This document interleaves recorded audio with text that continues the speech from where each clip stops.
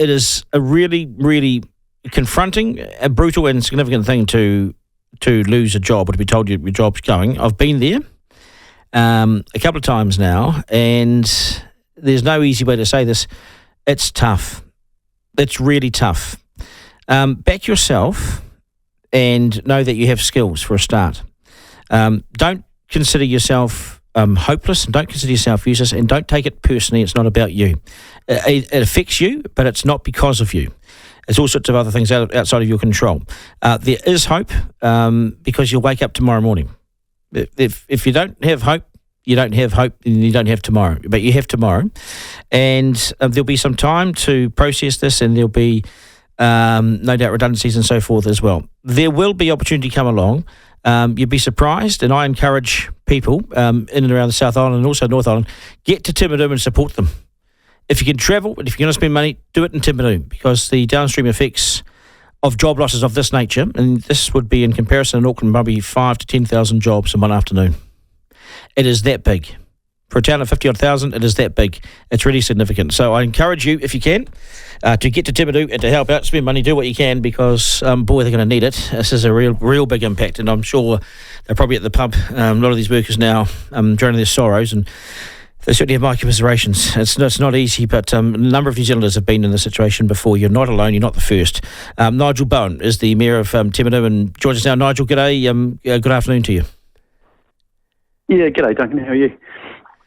I'm not too bad. I'm not too bad. I've been in the situation before, and and now I'm a contractor. I'm a media contractor, so no one employs me at all. I mean, it's just a hard thing for people to get their heads around, especially if you've been in the industry for decades and decades. It's like, well, hang on, this is my life. Yeah, that's it, and it's multi-generational, some of these jobs as well. You know, the history for Timaru, these freezing works have been around for, 130 years, and many generations have worked at them. So, it's tough, watching today, these young people, these people, in their early 60s that are, not far off retirement. There's two individuals from our household, a mum and dad, that are both working at the plant. It's a genuine tragedy, and it's going to be tough for a while. When did you first get sort of wind of this? When did you first start hearing about it? Yeah, look, I've got a few, friends in school, small community as you do, that work there, and one of them gave me a message on Wednesday, so just pretty much after they'd been told themselves, so we didn't have any heads up prior to this. There's been rumours most of this year around the plant, so I guess one consolidation is that, hopefully now people can plan a pathway forward, once we've worked through the next few weeks. I got a very detailed email on Wednesday as well, and so yesterday I went public with it just last evening to say big job losses, and tomorrow in Timaru, watch the space, because I didn't know the person who sent it to me, but the level of detail was such that you could tell they were credible. Yeah. And it's heartbreaking to hear because as I say, lots of New Zealanders have been through job losses, and they say it's a proposal, but proposals usually go on to mean it's going to happen. And I just wonder, in terms of the size of Timaru, how significant is the number of job losses? Because it's not just the people there. There's indirect jobs, contractors, and all sorts of things. I would have thought. No, totally. And one person described today, the only thing that's going to keep it open is a Hail Mary. So, the chances of that are very slim. And I think, workers today were, realistic about that. But, tens of millions of dollars in direct wages. We've just done some rough numbers, but we probably think it's, it could be $100 million worth of flow-on effect to local economy once you put multiplier and other jobs associated with servicing the sector, whether it's truck drivers and trades and other things. So it is a massive hit. $100 million of salary wages into the area, and then it's taken away almost, next few weeks. How do you recover from that? So you're talking about restaurants, cafes, shop owners, retail, all these sorts of things. The downstream effect of this could be for quite some time in your town, couldn't it? Oh, yeah, definitely. And, for those that don't know the region, with 50,000 people, this is 600 jobs. there's some silver linings. Some of these staff were laid off back in April. Out of the 180 that went on the MSD books, 100 of those have jobs. There's still 80 on their books.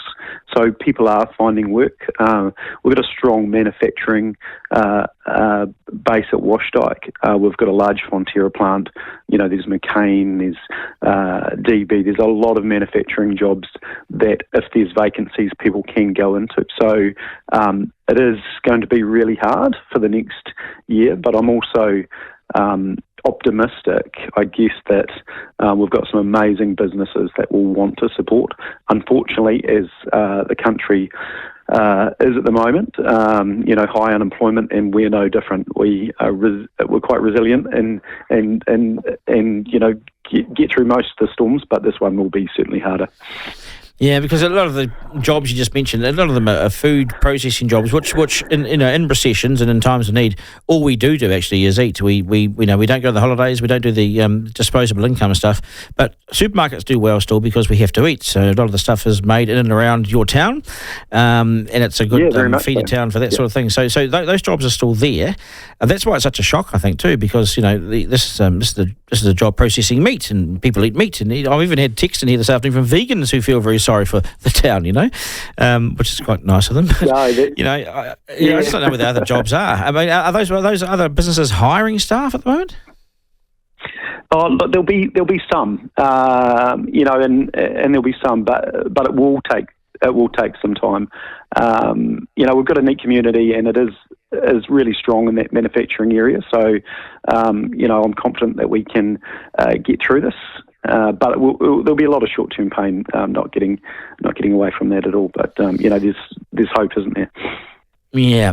What's the government offering? How do they cope with this sort of thing today? Because the government have Ministry of Social Development, so you've got work and income, whatever they call it these days. You've got do they have a jobs unit that can help out with jobs, or what's the government's involvement? Have you talked to them?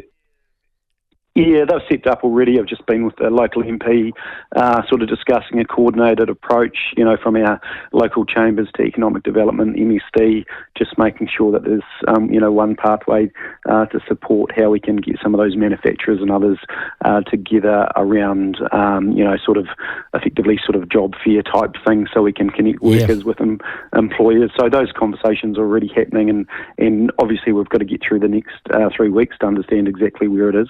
There is some of those jobs will have a delay too, because the venison plant, I believe, still runs through to December. So there's about 80 jobs that will be at the plant. So there will be some staggering, but at this point, those that are affected with lamb cuts, sheep processing, it's in the number of 300 odd. So that will be redundant come 21 days effectively.